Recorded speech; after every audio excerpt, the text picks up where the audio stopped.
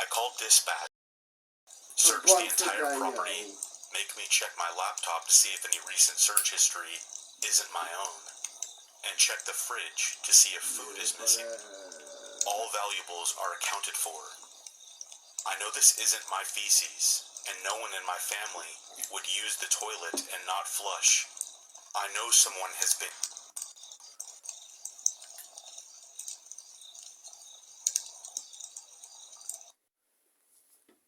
The event of an emergency. Ever had an emergency? No, never.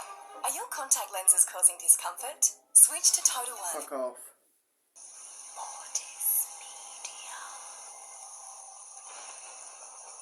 So I live in rural Australia, and this happened quite a few years ago, but is a story worth telling. The layout of our property consisted of a fairly standard 4-bedroom house and a massive shed that my dad used to keep all his furniture, machinery and tools in. This shed was around 100 meters from the house and had those lights that takes a while to warm up before lighting up properly. So I was around 17 at the time. It was the middle of winter, and it was getting dark at around 6 p.m. I was just finishing up working on my car in the driveway, when from the work shed, I hear my mum in a panic, scream for help. I sprinted up to the shed, the yelling continuing the whole time. I assumed she had walked into the shed for something, and instead of bothering with waiting for the lights, she walked in the dark and tripped on something. I ran into the shed and hit the lights, grabbing a torch, because it was pitch black inside. This closed the shed. I heard my mum yell my name once more clearly, in pain and coming from the far side of the shed. I started walking my way back to the shed, yelling to my mum, but not getting any replies. When I get about halfway, my dad sticks his head in the door and asks what I'm yelling about. I'm telling him about Mum being in trouble and he pauses and quickly tells me to get out of the shed and that Mum is fine. Can I join you? Absolutely and completely confused, I walk back to the door of the shed and both of us walk back to the house. I'm shaken and I keep telling him I swear Mum is hurt in the shed. When we get back to the house, Mum walks out the front door drying her hair with a towel after getting out the shower. I didn't know how to react. I explained to both of them what happened, and they both brush it off, saying it was weird, but that I probably imagined it. That weekend, my older sister, who moved out 2 years before this event, came home for a visit. Sitting on the grass besides the house and the shed, I told her what happened, and she went white, and told me that a few years before she moved out, the exact same thing happened to her when she got home from work one night.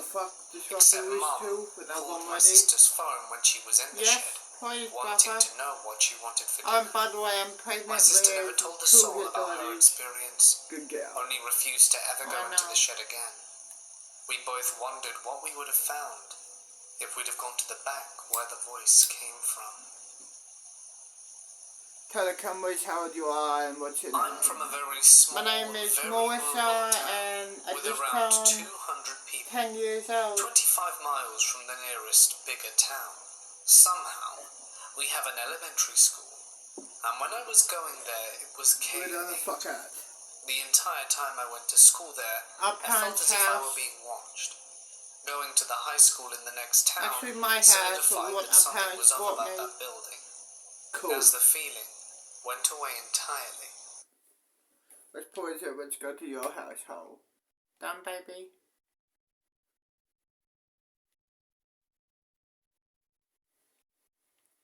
I see guys when I'm there. Well, here we are. Cool. You live in an apartment, hey? Yep. Gang gang.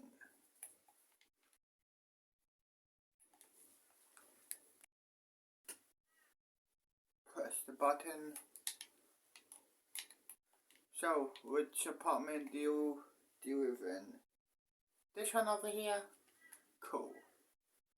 Okay. Kitchen. One bedroom here. Lounge room. Cool. Okay, press play. Everything that happened was specifically centered around the girls' bathroom and the gym. I'm just going to kind of list these by what grade they happened to me in. Smoke a blunt. While I was in 1st and 2nd grade, handprints would appear on the mirror in the girls' bathroom. Now obviously kids' handprints, but higher up than any of us in the class could reach. No one would own up to it. But it could be explained as an older kid, not wanting to get in trouble for making a mess. As far as I remember, however, some of them would appear first thing in the morning, before any kids had arrived and after the bathrooms had been cleaned the previous evening. In 3rd grade, I went into the girls' bathroom and went into the middle stall. The other two were open and empty, yet once I sat down on the toilet, I saw shoes in the next stall next to mine and got chills down my spine. I left the bathroom as quickly as I could. I should also mention that the stall I was in, I saw shoes and also had the mirror on the other side of it. In 4th grade, I saw a tall blonde girl standing on the bench behind me in the mirror. I turned around and she wasn't there. When I turned back to the mirror, she was gone. In 6th grade, I was in the balcony of the gym with some friends after basketball practice. In one corner of the gym, there was paper posted with recess rules. The paper definitely didn't face of its own accord. Something grabbed onto it and pulled it entirely off the wall.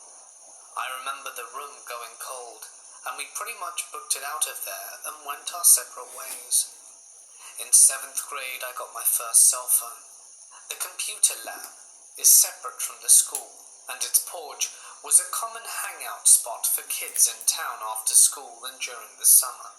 We were screwing around with the negative setting on my new phone, taking pictures in the back of the school.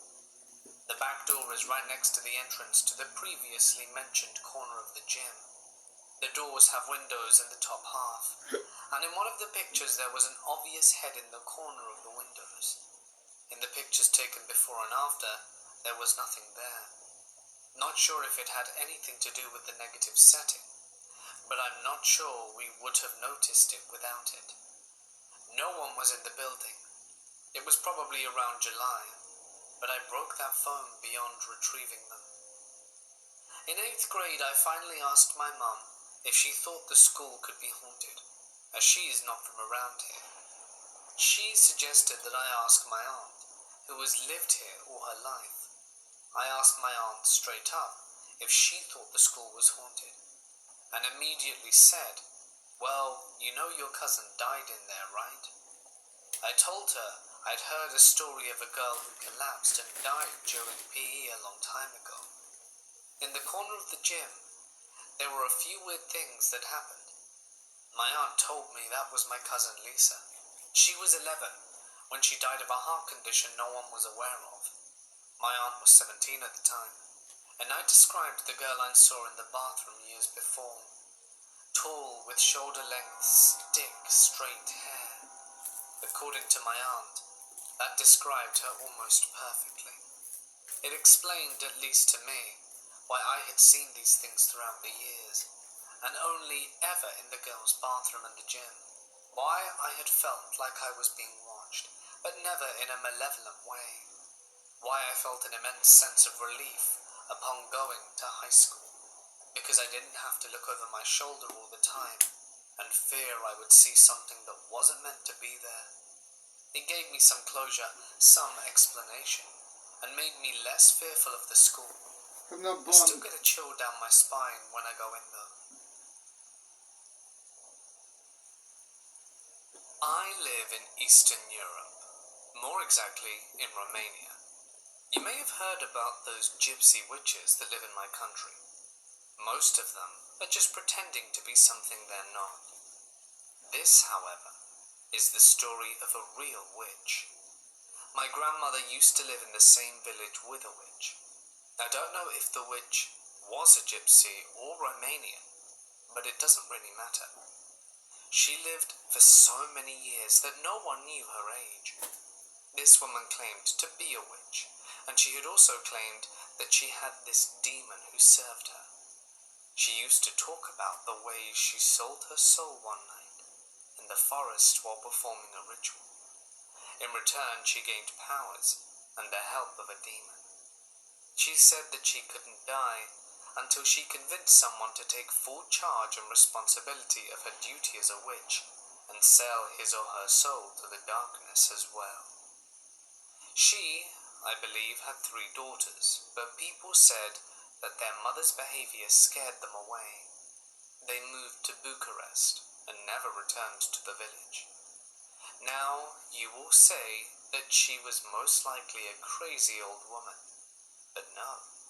A lot of people heard weird noises coming from her attic, and she agreed that the sounds were made by her slave demon. People, even though afraid, asked her to solve their problems and gave her money for doing so.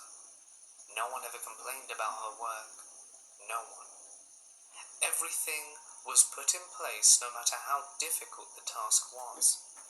People witnessed a lot of hard work getting done overnight in her yard and garden, things that she wasn't able to do alone. My grandmother met a woman on her way to work. The woman asked my grandmother about the witch. She wanted to know where the witch lived. My grandma gave indications and then asked her why she was going to go see her. She said that a thief broke into her house and stole her savings, and she wanted her money back. The next day, my grandmother met the woman again. She carried a bag, and my grandma asked her what happened. She said that she went to the witch and received the promise that she would be able to find the money on the table when she returned home. The witch asked in advance for half the money. The woman agreed. It was better than nothing. And things happened exactly as the witch foretold. And she carried the promised money in the bag on the way to the witch's house. Another story is that a woman fell in love with a married man. She went to the witch and told her that she wanted that man. The witch asked her if she wanted the man no matter what the consequences were.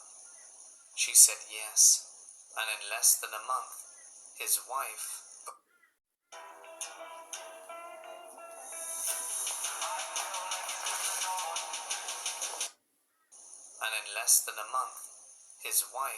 got ill and passed. He remarried, and he got married to the woman who asked for his wife to fall. That's why she was seen as a powerful and real witch. For sure, she had some supernatural powers. Unfortunately, I don't know if she's still alive.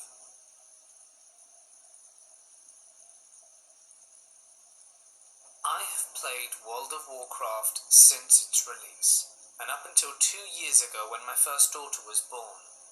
I met my husband because of the game and had 2 babies. That game saved me from the cruel reality that I was forced to endure at the hands of my father. I was safe in this virtual world, away from his sick perversion and harsh words and actions. I loved to raid a lot, I mean religiously. And as a 16-year-old girl playing a game dominated by men, I got a lot of attention, 90% of it being negative. This is one of those, although I didn't think so at first.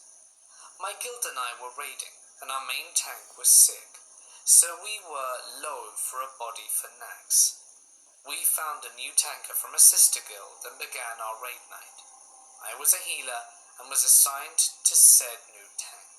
He was super nice, very talkative, and we talked a lot that night, even long after the raid had ended.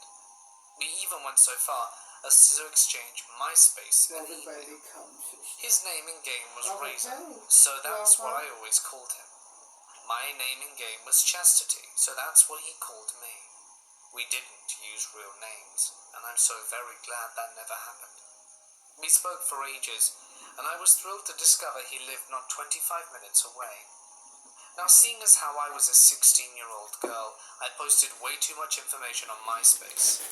Razor and I spoke for weeks and weeks, and he was so nice and even helped me through a tough breakup. We talked on the phone until the wee hours of the morning, and he listened to me cry and offered kind advice to a very lonely, stupid teenage girl. Keep in mind, he said he was 27 at the time. Looking back at this now, I realize how creepy it was becoming a lot earlier than I noticed it back then. He started flirting, and I must admit I flirted back too. But then he got sexual, and as a 16-year-old girl I lived for attention. Then his emails got slightly violent. One incident in particular I remember was an email he sent where he told me in graphic detail how much he would like to have me. And stupidly, even after reading that, I still spoke to him. It was extremely graphic. One day after walking my dog through the park, I returned home to the phone ringing off the hook. No one was home, which was normal as both my parents worked a lot. I answered it and it was him. The first thing he said was, "I saw you today. You're so cute." He described my dog, everything, what I was wearing and even my makeup. Why didn't you say hi? Oh, I didn't want to scare you. You know me, if you saw me, I have a lot of scars, mostly on my neck. Even back then in my stupidity, I started to get scared. Yeah, from what? From glass. All I remember. I slammed the phone down, grabbed two of the biggest knives in the kitchen. I grabbed my dog, a 200-pound St. Bernard, and hauled her into my room. I barricaded my door and heard someone pounding the front door. The pounding continued for what seemed like hours until it got dark. I jumped at every single noise I heard until my mum got home. I never answered any more of his phone calls or emails after that, though he sent tons and emailed me several hundred times a day. I'm so glad I never opened that door. Everything begins when I was in my early years of high school. My sister, quite a few years older than me, moved out of our family home and into her first apartment. My mum was seeing someone new for the first time in a decade after her divorce with my father. My soon-to-be stepfather's children would soon have a room in our house, which was my sister's previously. It was the summer, and I, a young teenager, often spent my late nights on the couch downstairs, video chatting with friends on my laptop. On one particular night, it was about 2 a.m., and my friends and I had just disconnected out our video call when I heard a peculiar noise at my feet. The sound most closely resembled nails scratching at the pillows near my feet. I was immediately filled with dread, and my legs began to grow colder. My laptop was on my chest, cutting off all view of my lower body. In fear of what, or who I might see if I looked over or around my screen. I called my mother from upstairs. I was facing the stairs, and when she came halfway down the stairs out of bed, I asked her, "What's sitting by my feet?" She angrily replied, obviously, since I had woken her, "Nothing. What's the problem?" I felt better, but not enough to stay downstairs. I went upstairs and climbed into bed for the night. I always sleep with the TV on and my door open, and fell asleep just fine, but was awoken abruptly in the middle of the night. It's Always Sunny in Philadelphia was playing. It took me a moment to realize what was happening, but I soon grasped what the gang was doing. They were digging up a grave to steal the jewelry from a corpse or something like that. I was really too young to appreciate the show. Soon after, the characters opened the uncovered coffin, and the camera showed the rotting corpse wearing a white dress. The camera zoomed in on the rotting skull, and my bedroom door slammed shut. And the same scratching sound from earlier grew louder on the pillow, right next to my head. I pulled the blankets over my head and forced myself to fall asleep to escape the hell I had found myself in. Some time passed with no further activity. I found myself in the hospital. My sister was giving birth to her first son. I started to tell the story to my aunt, who had lived in the house as a child. She explained that these sorts of things were in no way strange. I was perplexed. She described that when she was younger, a woman would often appear behind her at the top of the stairs. She described that my mother had seen the same woman as a child, but as an adult never admitted it. Actually, whenever I brought it up, my mother only slightly smiled. I'm not born. I believe it was part of her coping process in order to continue living in the house for years to come. Soon after my sister got out of the hospital, I brought up the events to her. She was very calm and described that when she lived in the house, a woman in a white dress would come down from the attic, walk into her room, and stand there silently staring at her. She described the woman would always have long black hair draped over her face. My sister told me she would often ask the woman what she wanted, and after receiving no reply would ask her to go away, which she respectfully did, returning to the attic. After this, perhaps it was just the fear of what I had been told. I always swore that I saw the same woman lingering throughout the house, always from the corner of my eye, drifting into my sister's old room.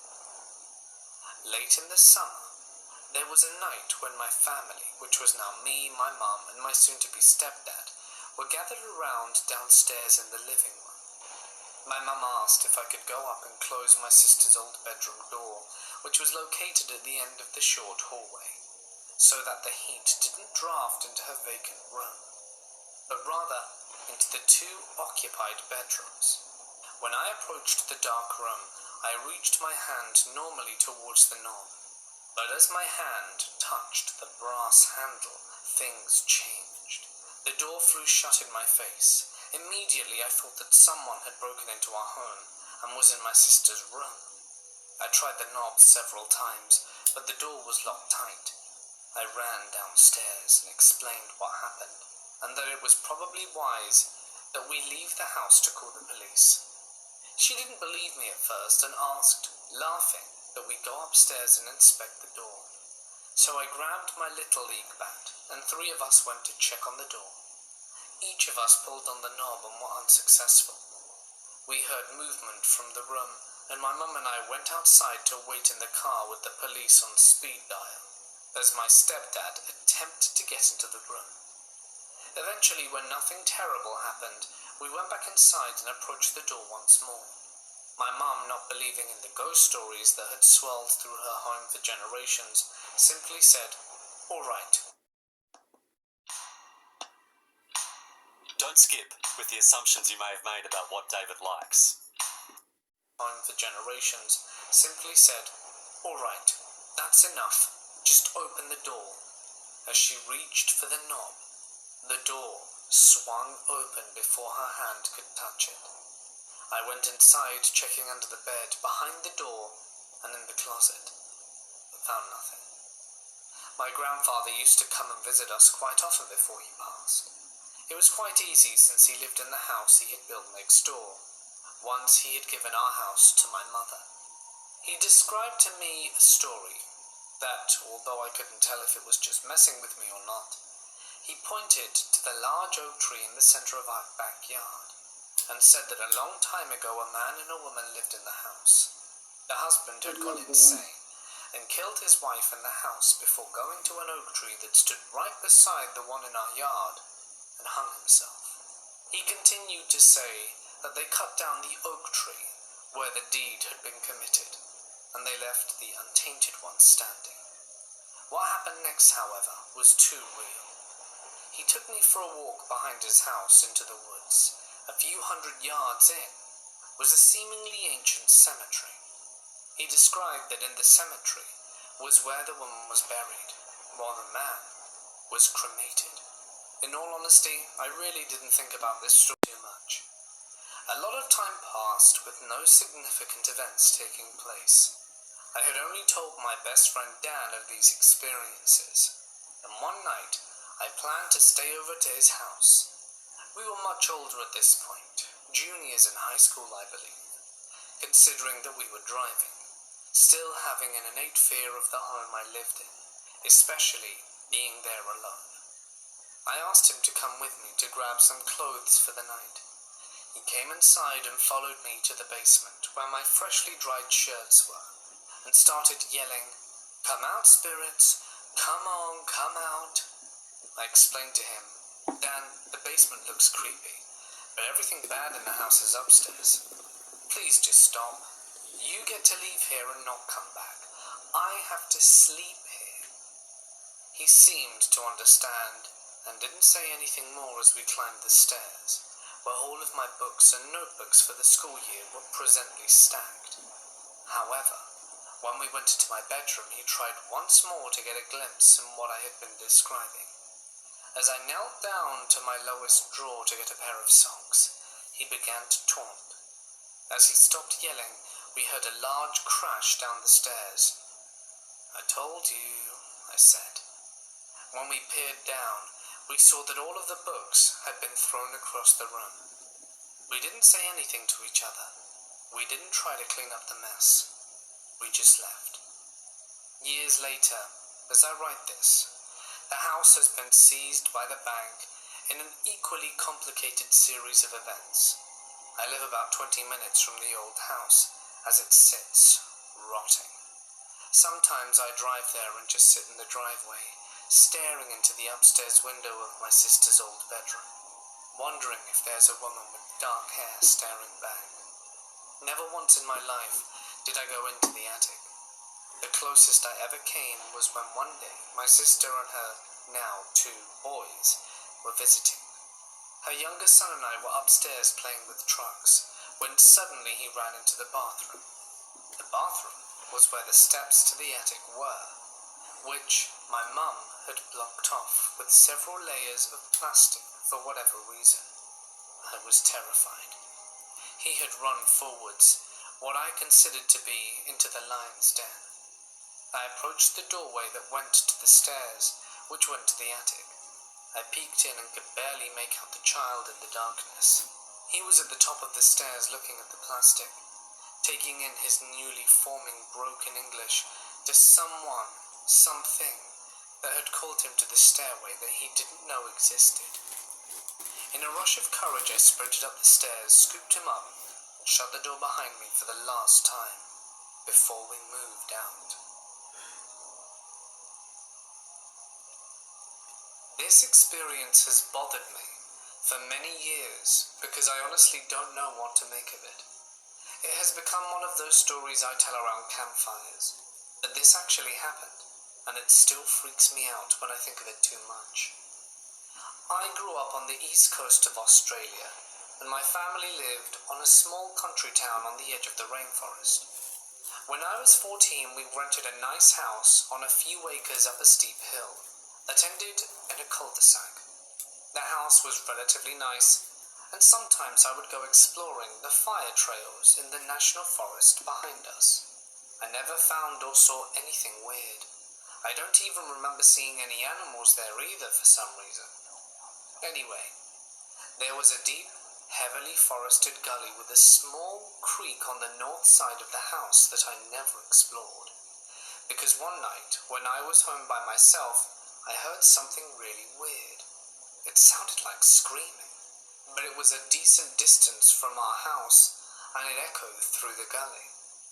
There were no other properties or houses between me and where the screaming seemed to be coming from, so I had no idea what was going on. It was eerie. I listened to it in the dark for a while, and then I decided to go inside and lock all the doors. I didn't tell anyone about this, and probably would have forgotten about it if it hadn't reoccurred several years later. By the time I was 17, we had bought a property and built a house down in the valley across the creek, not very far from where we were renting a few years prior. It was a beautiful property that was skirted by a nice little creek with thick rainforest on 3 sides. I had kept up my habit of exploring the surrounding areas on foot, and in my 4WD, I knew it like the back of my hand. We had a large circular driveway that came down to the house, wrapped around a large beech tree, and connected back up with the road at the top of the property. The east side of the driveway had heavy bushland, and one night, or early morning around 2 a.m., I was coming home from my girlfriend's house, and my parents had left the front porch light on for me. I would always round the driveway and park the car on the east side incline, besides the bushland. as I was locking the door to the 4WD. Just as I removed the key from the door, I heard it again, in the bushland, maybe 20 to 30 meters in front of me. But the bush was so thick, I couldn't have even seen a meter into the scrub. The light from the porch just lit up a dark wall of vegetation. It was in that moment I realized that every horrific scream I had heard prior to that moment in my life was not totally real. This one was different. It was real. And the difference chilled me to the bone. This person, it sounded like a woman, was being hurt brutally, and seemed as though their lungs would turn inside out from the agony. It sounded like they were trying to cry for help, but were in too much pain to make out any definite words. I stood there in shock for a moment, as I realized this scream was the same one I had heard years before, but this time closer. I went inside and woke up my parents, and we all stood on the front porch and listened for a few brief moments while we tried to decide what to do. My dad and I decided to investigate, and my mum called the police, who would have been useless anyway because we were so far out in the middle of nowhere. The screaming stopped, but we knew exactly where it was coming from. I grabbed a large cane knife, the best weapon I had in a country that outlaws firearms, and my father grabbed our spotlight. We got into the 4WD and drove around the bushland, shining the spotlight in the area where we were sure the noise had been coming from. There was nothing. The police never came. But we drove around for about an hour, thinking maybe the source of the noise could have moved. But the scrub in that area was so thick, they wouldn't have been able to move very fast except on the fire trails we were using, and we covered those extensively in a short period of time. Well, if you're anything like me, you love a work lunch. But you hate tracking your expenses. But now I love tracking my expenses because with MYOB's capture In a short period of time on the 4WD. The next day, I fully expected there to be a news report of a grisly death in our area, which would have been very uncharacteristic of our lazy little town. I thought there was no way of whatever was making that noise would have been able to not leave a huge mess for someone to find. But there was nothing. I told a few people about this experience, but Australians are no-nonsense kind of people and don't put much stock in the supernatural. So everyone thought it was just wild pigs or an owl. I knew it wasn't either of those. My parents and I knew what we heard, and we were sure it was human. One person was convinced that it was koalas mating, and when I insisted that this noise was human, the person said, "Oh yeah, that's what everyone who hears it thinks." So I thought that might be a possible explanation, but only for my own sanity. As far as I know, the noise was never heard again, and a few years later my parents and brother moved out of state, and I was living in the US for university and was sharing this experience with some kind of friends late one night, and the point that koalas mating was kind of a funny punchline. Except this time one of my friends, who was obviously interested in the relations of marsupials, said, "Have you ever looked up on YouTube to see if the sounds match up?" I hadn't. So we spent a bit of time looking up videos of koalas mating. There were quite a few, and no one video sounded close to what we heard. So back to square one, with no explanation. Anyone have any idea what this could possibly be? I lived in the RGV, living in Edinburgh, but grew up in Rio Grande City my entire life. My grandma told me stories of her encounters with the lechuza when I was a kid. I was usually skeptical of mystical tales, but when it came to my grandmother, I bought her stories. It wasn't until I had my own experience that I was fully invested in other old wives' tales and folklore. I was out at a friend's ranch north of Rio Grande City with my buddy and a cousin of mine, a mutual friend and my buddy's dad. We were putting up some fence posts and barbed wire so we can corral some stray cattle that had wandered onto the property and keep them there until we found the owner. The sun was setting, so we decided to call it a day. We built a bonfire close by and huddled up in an unfinished ranch hand's house, Basically, a concrete slab surrounded by 4 walls and no roof. We were drinking and just shooting the breeze and telling stories from high school, when eventually we got to stories of the paranormal. My buddy is a huge skeptic, mostly because he's afraid of it. So he kept trying to steer the conversation away from ghosts and such. I decided to share a lechuza story my grandmother told me. Once I got to describing the creature, we heard an ungodly screech, almost ear-piercing. We all turned to look in the direction of the screech, and before my eyes can adjust to the darkness, I hear my buddy screaming that it's a lechuza, and he hauls ass to the main ranch house a few hundred yards away. I turn back to the darkness and see a giant silhouette of an owl perched on one of the posts we had driven earlier in the day. It was massive, so naturally I did one of the 2 things they told me never to do. I whistled at it. This thing screeched again and spread out its wings. Its wingspan had to be in at least 7 feet in each direction, so 14 feet. The fence posts were spaced about 16 feet apart, and its wings almost spanned half the distance. Scared out of my mind, I pumped my chubby, tree-trunk thighs as hard as I could and ran. As I had the back door to the ranch house in view, I got to see my buddy run in and close the door behind him. My cousin and our friend got there moments later too, and I hadn't noticed they took off right after my buddy, and were kicking and pounding on the door nearly in tears. I get about halfway there and look back to the unfinished house and see the gigantic bird perched up on one of the walls, its face catching the moonlight as it cocks its head sideways, kind of how a dog does when they hear the owner make a strange sound.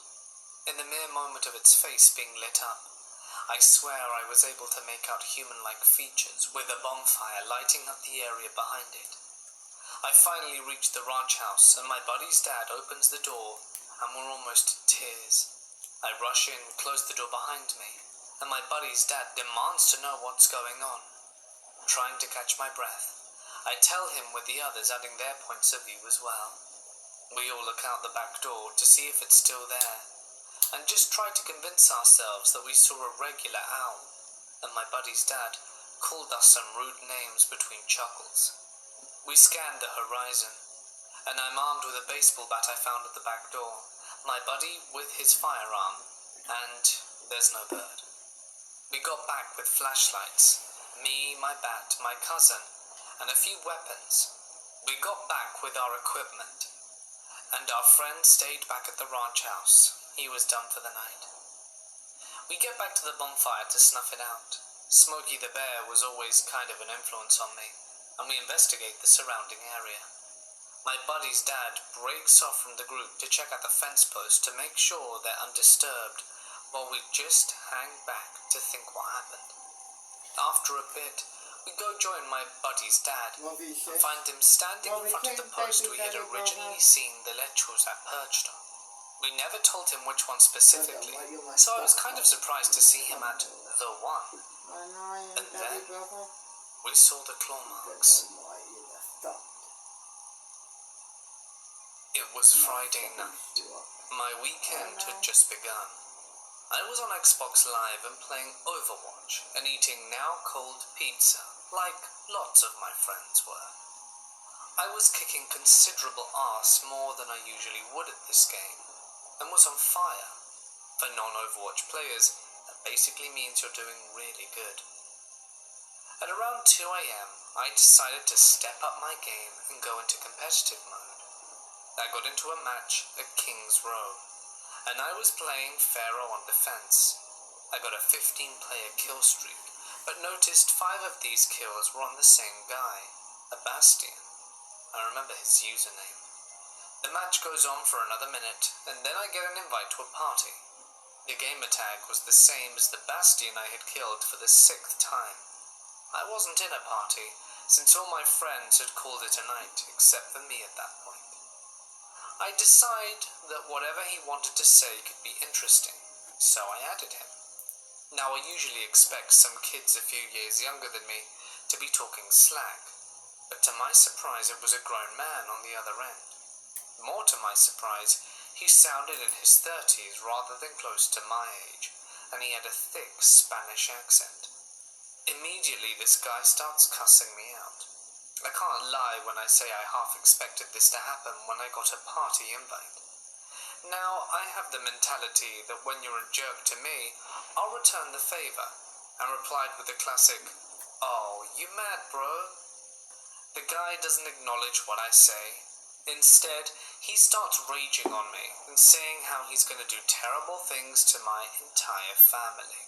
Some of the things he said sort of shocked me, but I was just like, "Bro, take a chill pill." "No, I don't want," and then he stopped. I noticed why. ADVA on our team had just killed his Bastion hero again. Now this is where things get scary. It sounded as if he turned into a rabid animal that was trying to suffocate itself with the mic, screaming, howling and spitting.